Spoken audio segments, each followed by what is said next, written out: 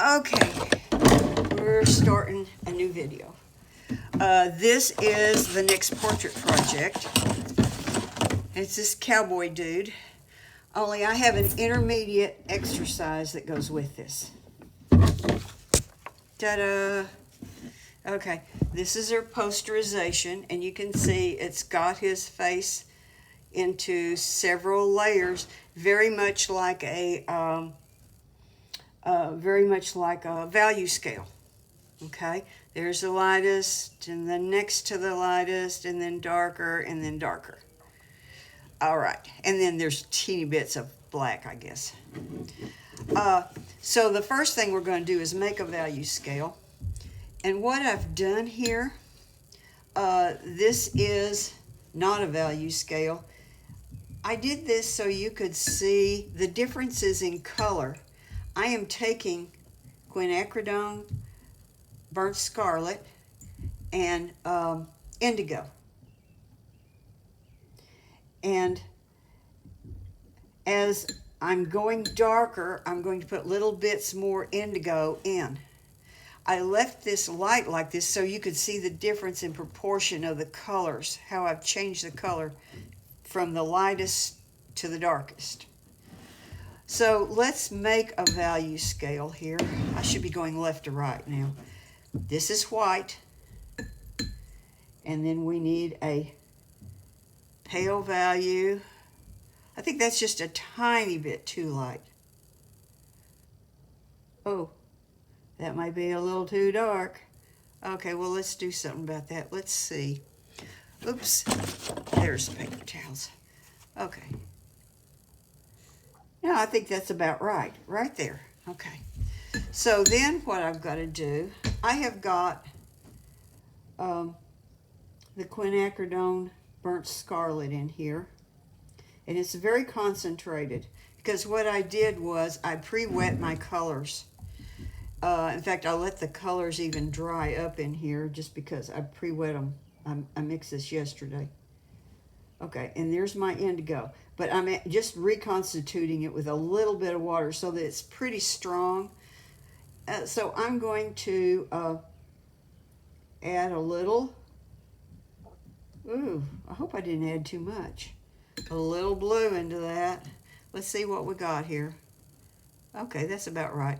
I'm going to leave a little space between these because I just am. There.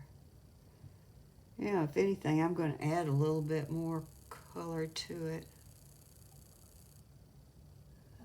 I'm guessing that that's going to be pretty near right. Got a little bleed here. We can live with that. Okay. So now let's put some more blue into it. And let's make it a lot stronger. Now remember, this is going to be lighter when it dries.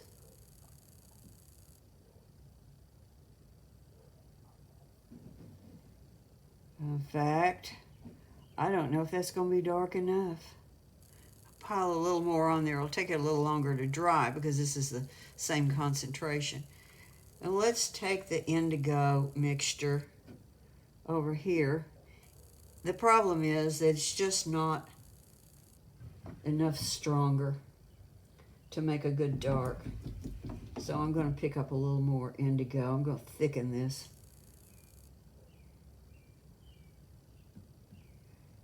And I'm still floating that color on. I will probably need to add another layer of color there to get it as dark as I want. But you can see how we're taking steps. This value's bothering me, but it's wet. I think it's okay. So we are going to build his face up with those kinds of steps. And I'm mostly just going to concentrate on his face and hands, but it would be good practice to work on his clothing also. In fact, you might even do some of his clothing first. Oh, and you don't have your printout yet. I am watching the mailbox and monitoring my neighbors that they don't park in front of it so that I get my mail today like I didn't get it yesterday, my package that I need to print. Okay, so let's start him out. Like I said, I'm mostly going to concentrate on the face and hands. That being said, maybe it'd be a good idea to go ahead and put a little bit of strong dark in here somewhere. We could do that hat. Let's see, I think I still need to. Okay. So I'm going to try to make that hat as dark as it would be. It's the part in here under the brim that's the darkest. You can't tell from this one because there's where my printer was starting to go bad on me. So you see stripes where it would actually be darker. It's very confusing to look at. But it doesn't affect the face in this print. So, and the thing is that the dark here, when you look at it, the dark doesn't just include the hat. It moves in over the hair some. And so I'm going to do that. I'm not going to soften edges though. I'm going to do this. This is an exercise. So I'm just, and you see me making a lot of little strokes here, but they're not overworking. They're just barely touching the paper. So, okay, we'll do this spot over here. Yeah, it includes some hair there coming down. And then, I don't know if this is really that dark here in this spot. I can't see it. But all I'm trying to do here is get some darks in. Whoops. Got a little sloppy there. Is get some darks in so that we can gauge what's going on with his face. So my next step is going to be to, let's put that hat band in. Part of it is I'm kind of killing time to give this a chance to start to dry. I made the hat band a little redder, not intentionally.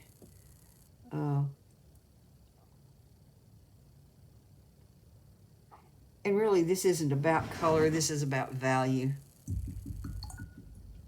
Okay, so I'm going to dry this, and then we'll start layering in his face and hands.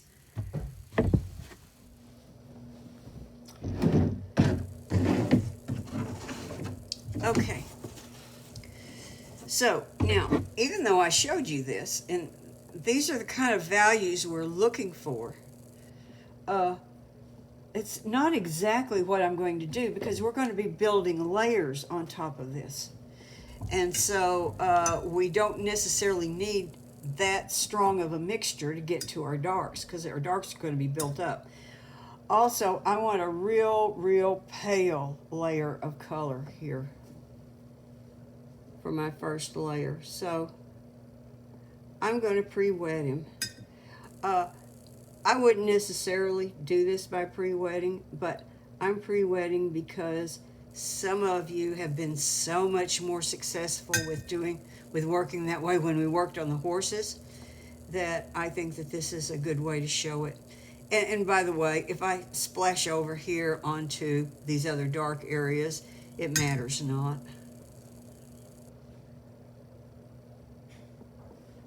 Okay, so now let's pick up, even though I have these other mixtures, we need to start off with just a nice, clean, pale mixture of the quinacridone burnt scarlet. So,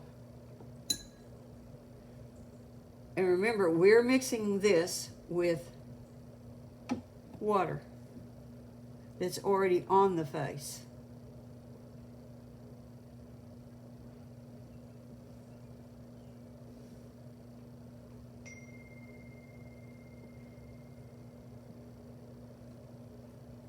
If I get this dark area wet, maybe a little of it will bleed in at the edges, and that would actually be okay because it'll make a softened edge. But it's not even doing that. I think I'll add a little water here. I'm a little darker than I wanted to be.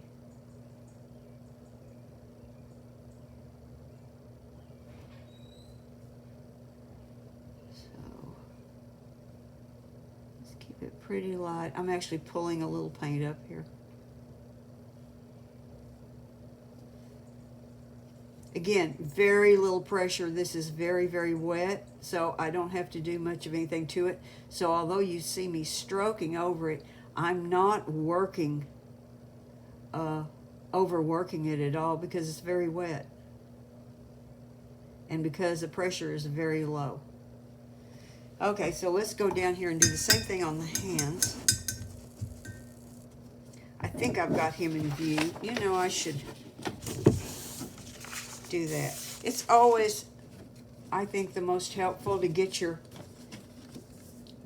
photo, when you're working from a photo, to get it in very close to where your subject matter is, and to always keep it turned the same direction.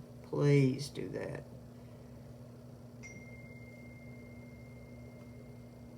The hands are actually kind of look a notch lighter.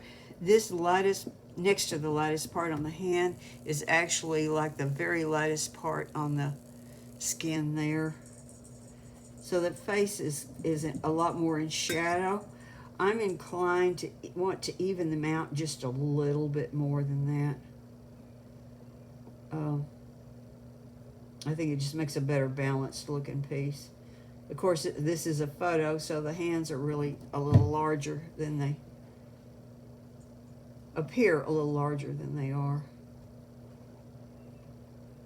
See, that's maybe enough color for the whole thing. Let's see. Let's just keep spreading it. Like I said, at this point, I'm not concerned about getting it over the edge. Here, there we go. Looky there.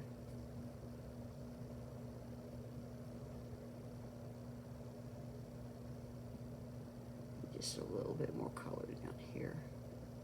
Pull some of that down this way. Because it's good and wet, I can do that without overworking it. That's the key, is staying wet enough. Okay, it's a little uneven. I'm fine with it. This paper had something on the other side, so it's been drug around a little bit, and there may be a little damage on this side of the sheet. When you're working with your paper and you're figuring that maybe you're going to use the other side, you want to kind of be protective, not to scooch it around and damage it.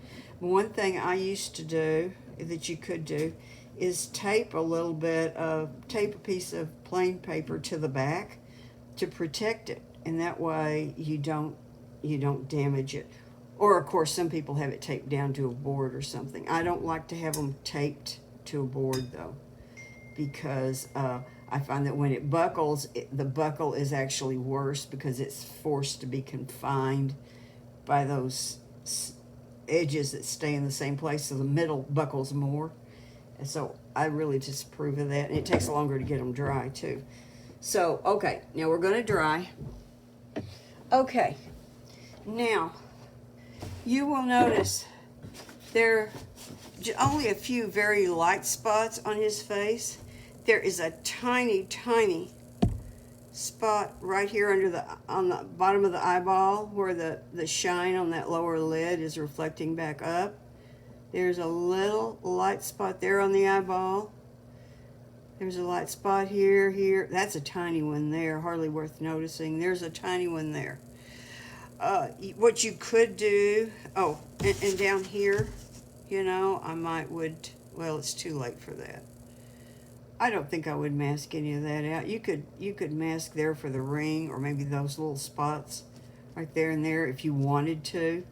I'm not going to bother with that. I'm going to try to paint around, and there's a good chance that I'll miss and forget. So I'm taking some of my other mixture and just putting it with my Quin Burnt Scarlet. What I'm trying to do is get back to my second mixture, which is this one. I think that's a little too dark. So you know what I would do with that? I just give that a little bath. I did not take this to the dryer, so it may be a little dampish yet. Again, I'm not even doing the kind of scrubbing that makes this overworked, because I'm working super sloshy wet. So all I'm doing is giving it a little bit of a bath.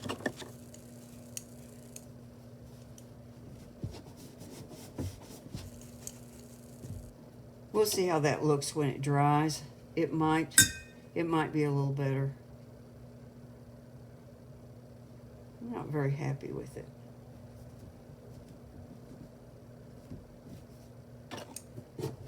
See, you don't see a good, oops, I got that wet. You don't see a good jump between here and here anymore. This should feel like a jump. Okay, let's get drastic.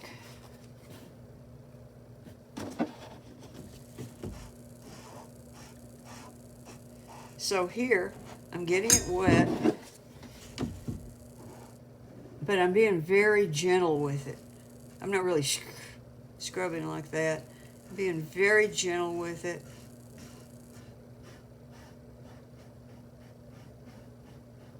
You can hear it though, can't you?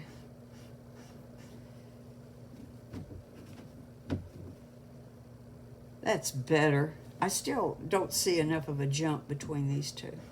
So you see that even someone with experience, some experience with this, and that's on a video, still makes mistakes. But I'm not going to bother to go back and redo the video. In fact, I'm just going to show you what I would have done to fix it. I would have to do that before the next step if that was going to layer on top of it. And it's never going to be quite the same, because the roughness of the paper, you can see, you know, the higher places make a texture. But that's about right. Okay. So now I'm going to work on dry paper. So I want to work juicier. I want to work juicier than ever here, this mixture, because it's not being combined with water here. Okay, so I'm going to pay attention to that little highlight on the nose. And because I'm painting really wet, again, I can just sort of paint around that area. There's a little highlight over here, because if I don't paint around them now, I'll get carried away and miss them. There's a little highlight right here, which I may or may not be able to keep. You could mask this part. I mentioned that before, didn't I? Here, that's good enough. Now I want to keep this nice and wet. And remember, it's going on top of another color.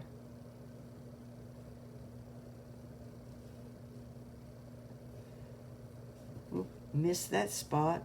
There's a little highlighted spot here on the eye. The white of the eye, but it's not white. His face is in shadow.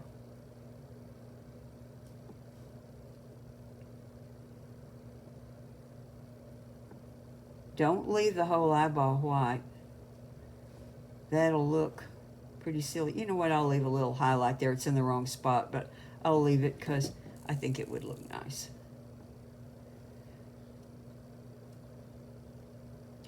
You're just doing a kind of a rough piece, working with values to see the value and the shapes that the values are creating.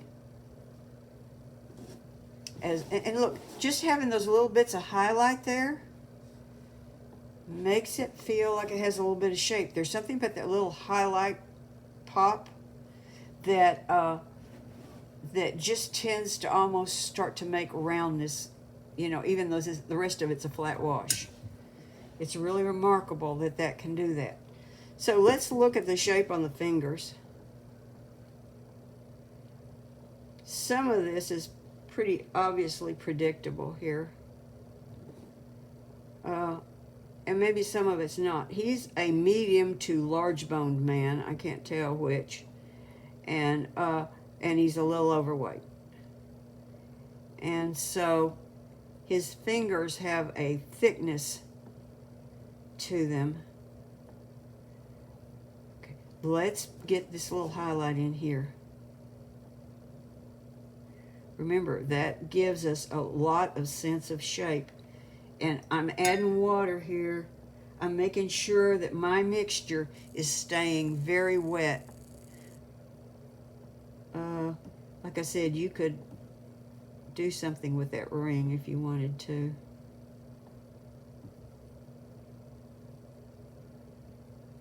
Okay, let's keep these edges wet. Oh, I didn't want to keep that edge wet. That was the edge. Oh well. Comes up here. There's a shadow from his shirt sleeve. There was a little bit of a highlight here. I forgot about it.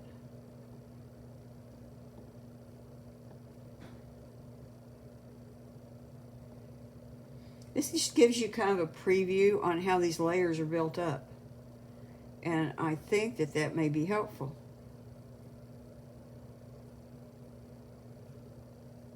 Okay.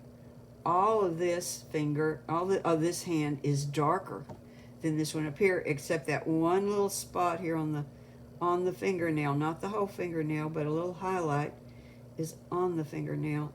I got it in the wrong spot.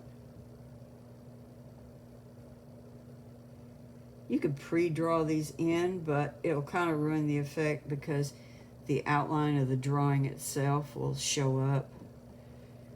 So, you know, you could put a little bit of ditties out here. One of the things I want you to notice too is that the edges on this posterization look all chewed up. See that? You really don't want that chewed up texture on your piece. That just, and beware making other shapes, like things like that going on in the skin. I'm not doing it very well. You know, like little jagged spots and stuff, because that's just not compatible with skin. That could work on the hair or the mustache, but that's just not compatible with the shapes that skin makes. So don't do that. Okay, now I see a cowboy shaping up here. Okay, let's go dry this. Okay, we're back. Now, when you do this, let the sheen disappear before you use the hair dryer. Or you know, just go off and leave it and come back later. If you dry it too fast, it's like the paint never quite bonds with the paper right. It's more likely to wash up when you work on top of it. Okay, now this gets harder. I'm actually going to graduate to a smaller brush, a round brush. In part, the flat kind of gets in the way of my seeing what I'm doing. You know, this little point, it's easier to see where it is. Now, when you're working areas this small, when you're working areas this small, and you're working wet enough, it's not going to be a problem with using a round brush. If I were softening edges, I might use a round brush and soften the edges with the flat brush.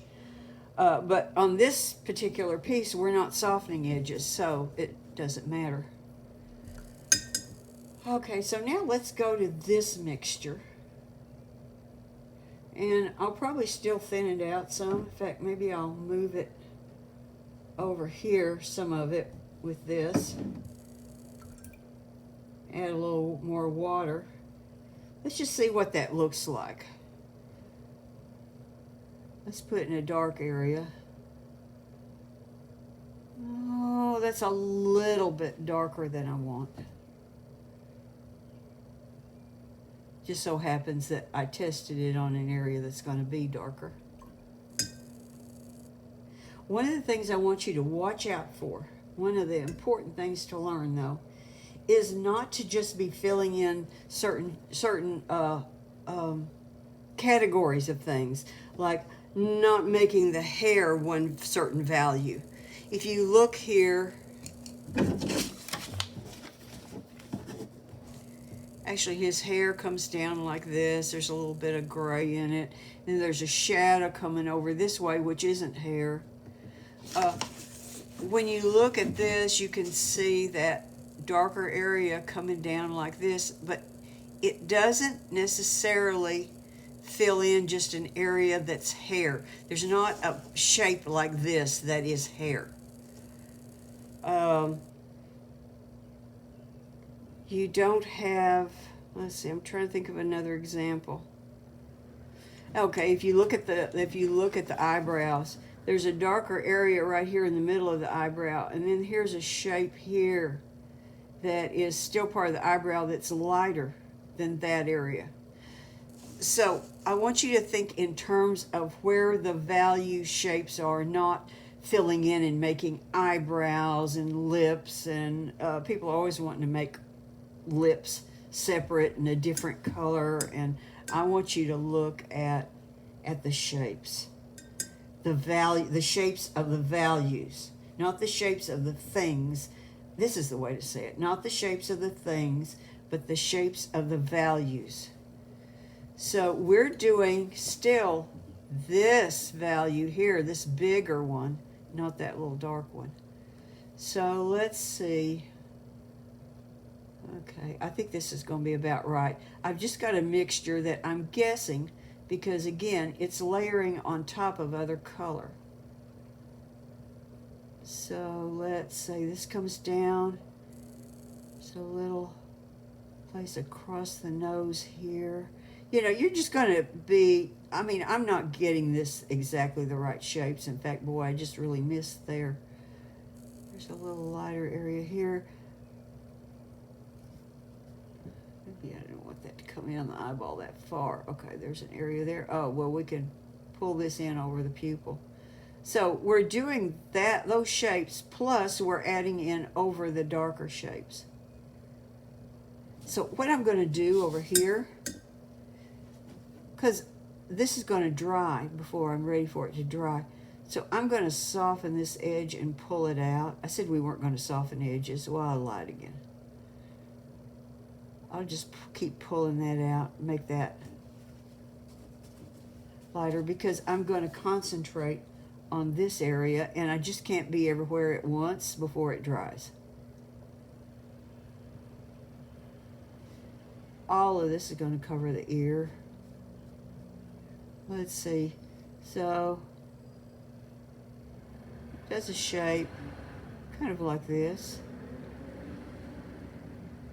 Oh, now I'm having to work fast because, ooh, this does something like this and comes around the chin. Oh, I'm losing my place. Here's what I'm going to do. I'm going to soften this edge down here. And then let's finish this.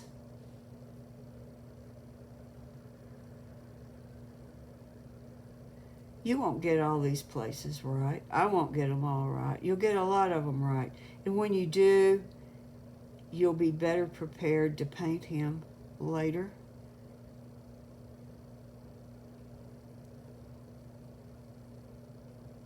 I'm sorry, I'm having to think.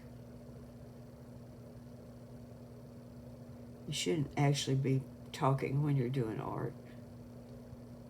Not if you're really doing art.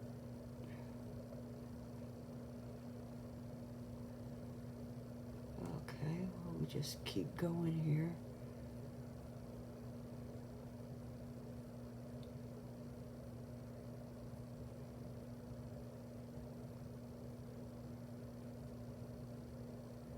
That has dried enough that I can actually paint on top of it.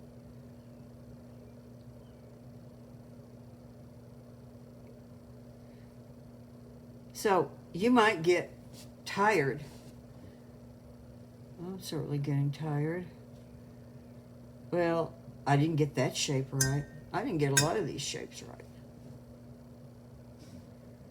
So I'm going to soften those edges, and I'm going to take a break.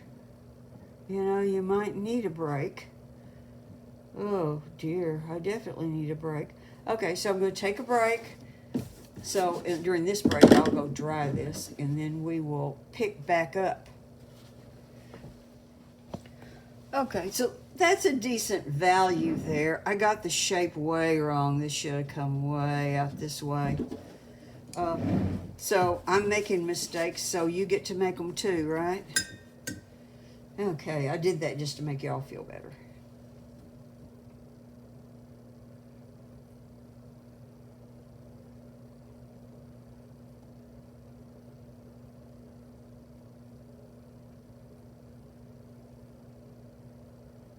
Now, what am I going to do coming this way? I got to soften an edge again. And I am doing it with the round brush, in part because I'm not going to freak out if it doesn't quite do right. But I really do, when I'm working for real, use a flat brush to soften edges.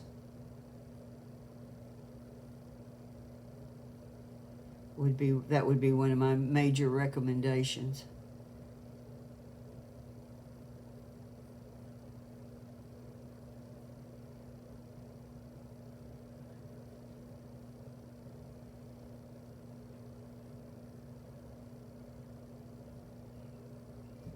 I got that cheek bigger. I think this is about the same color mixture. See the difference between when it's wet and when it's dry. So let's come up. Let's see, there was a little light spot there. Got that in the wrong place. Let's get that whole mustache and part of the bottom lip even. Whoop, here we go. Right here. So many of y'all, when you worked on my face, you just overworked the thing. I'm hoping that this will help get you in the mode of working wetter.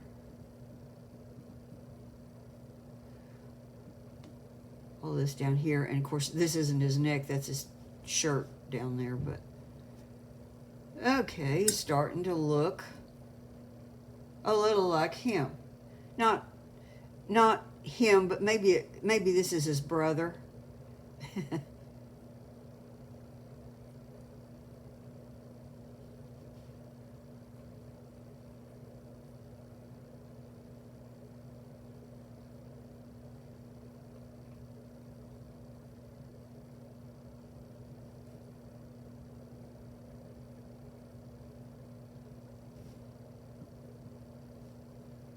Why does that lip look, oh, looks,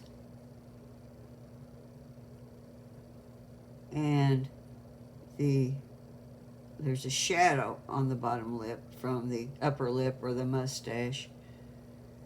I needed a little light spot there, and I killed it.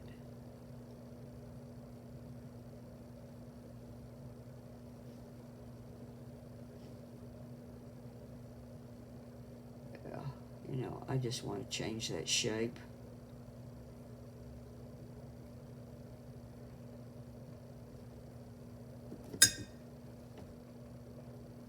That's cheating. Okay. Oh, right here. That's not quite right. This shape comes further down. Right there.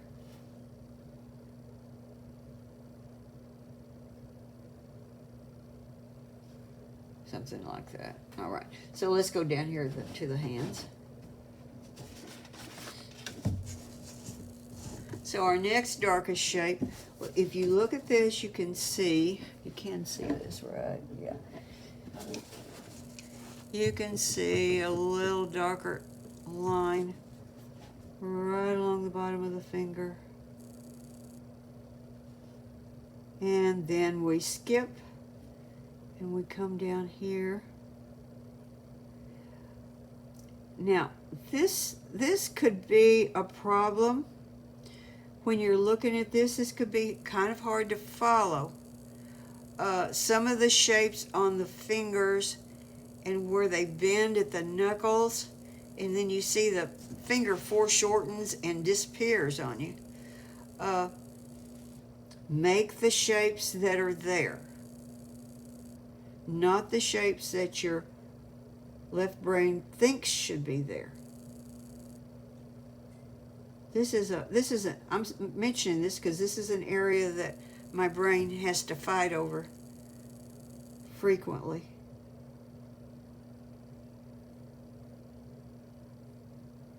And when my brain fights with itself, I get really confused.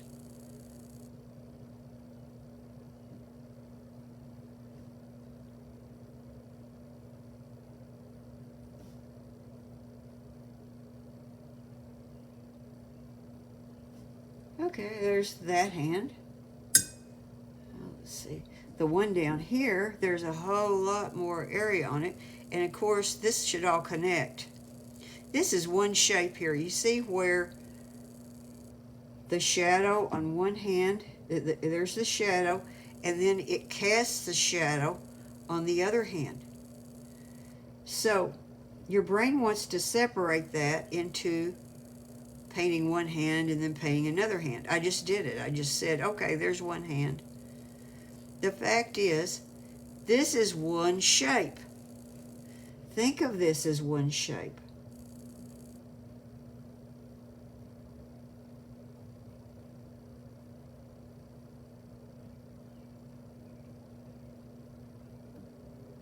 Oh, let's see. I'm getting mixed up which shape I'm painting. I'm not doing the darkest one yet. See, this shape makes a V here. That.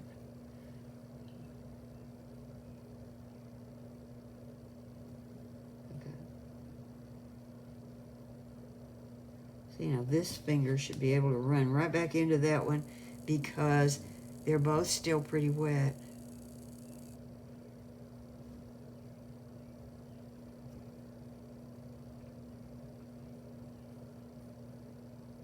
If you're working wet enough, you'll get one continuous flow here. If it starts to divide up and make funny little things and you have to blend with your brush to make them merge together, you're working too dry. And that's when you get an overworked looking piece of work. And not terribly happy with that. Okay, that shape was in this shape. Both of these, I got those too short.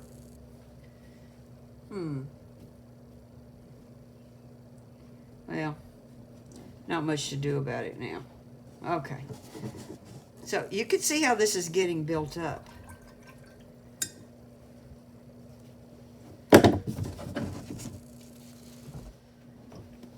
Okay, the video is fixing to get too long. So I'm going to do one other thing and cut it off. One of the things you'll notice, it's human nature, and in fact it's smart in a lot of ways, to work on the face first, and then if you don't blow the face, then you finish the rest of it. That's really not a great way to go about painting once you become more experienced. But at this point, I suggest that because I would rather, if things are going south, that you start over, particularly on this. However, when you work on just the face, one of the things you want to do is, if you've got hands, work on the hands in conjunction with the face. Don't do the face and then come back and do hands. Frequently, you'll have trouble making them match. I did that a number of times when I started out. The other thing is, though, that the face, of course, this is a low color piece. So this is not really a skin tone. I just didn't want to do it with black. It just wouldn't make me happy. it can start to look dark, can look too dark and kind of oppressive and glum, and particularly with these dull colors. So what I'm going to suggest doing, that you can do on your own till we meet again, is go ahead, put some other darks in. Let's see, this is a dark. And getting some darks right up in here next to this skin, it won't feel as dull. It looks better already. Yep. So I'm going to suggest that you do that. Play with that, see what you can do with it. This is actually not going to be a darkest value here. It'll take another layer to do that. Work wet. You can practice keeping your paint fluid enough that it's flowing off the brush, so you've got nice pretty strokes. I'm not going to paint the whole thing, and particularly I'm not going to paint it on camera, but that's the end of this first video.